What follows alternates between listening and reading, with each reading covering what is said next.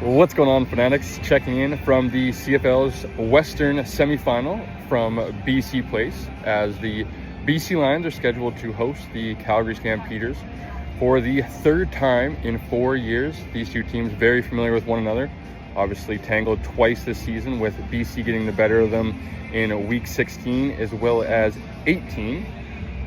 We are live before the game to give you guys a new segment called the 3-minute drill, basically giving you guys the game notes, our thoughts on today's matchup. So without further ado, let's get into it. Storyline number one, of course, between the quarterbacks. Although both quarterbacks will try to downplay this and won't pay it much attention, I'm expecting a heavyweight matchup and for both quarterbacks to throw their fair share of punches back and forth.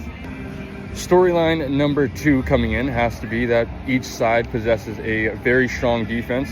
When looking at Calgary's defense first, you could argue that from start to finish, they might be the best defense in the CFL in 2025, led by, of course, Hicks, Hutchinson up front, ending the season with 20 combined sacks each.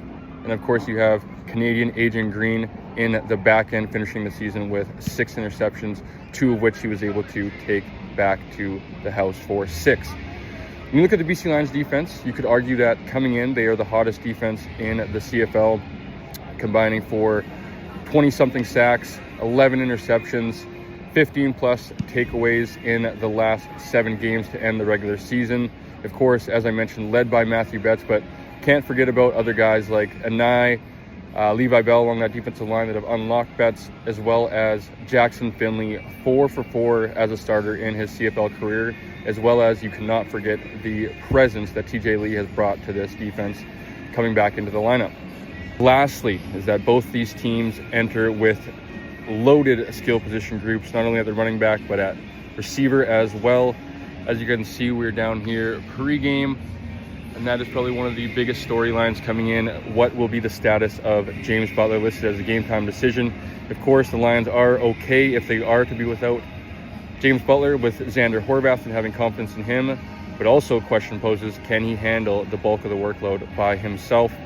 Of course, you look on the other side of the football with Dietrich Mills of the Calgary Stampeders leading the CFL in rushing this season, and he is not going to be any easy task to slow down for the BC Lions defense. Of course, you look at both receiving cores, talented from top to bottom, maybe some of the more underrated receiving cores throughout the CFL, but I think they've gone to prove that they've changed that narrative from the start of the season to the end. Definitely looking forward to seeing these two passing attacks go back and forth.